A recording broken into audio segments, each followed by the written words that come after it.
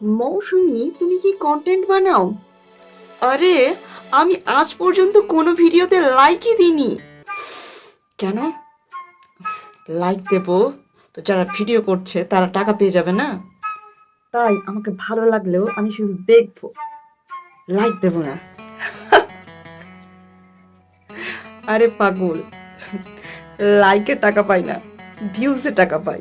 তবে লাইক দিলে তাদের লাভ আছে না ক্ষতি আছে সেটা আপনি গেস করছেন। তবে আপনার এটা কনসেপ্টে রয়েছে যে লাইক দিলে আপনার কি লাভ রয়েছে এবং আপনার কি ক্ষতি রয়েছে? রয়েছে না। কি করে থাকবে? কারণ আমরা তো সর্বদা অন্যের ধ্যানেই মগ্ন। সময় কোথায় পাওয়া যাচ্ছে যে নিজেকে নিয়ে ভাববো?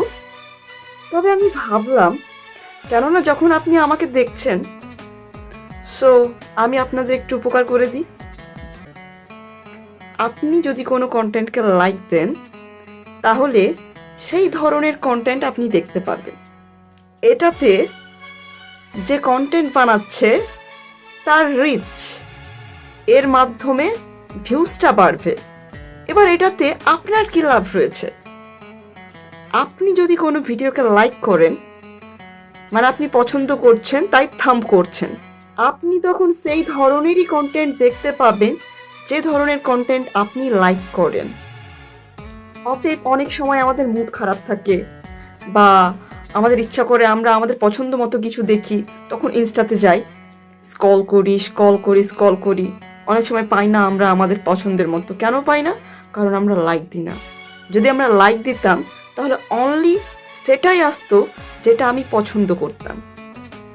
অতএব আপনি যদি কোনো ভিডিওকে লাইক করেন তাহলে আপনার পছন্দের ভিডিও খোঁজার জন্য যে কষ্টটা করতে হয় সেই কষ্টটা আপনাকে করতে হবে না, এবং আপনার পছন্দের কন্টেন্ট খোঁজার জন্য যে সময়টুকু আপনাকে নষ্ট করতে হয় সেই সময়টুকু আপনার বেঁচে যাবে।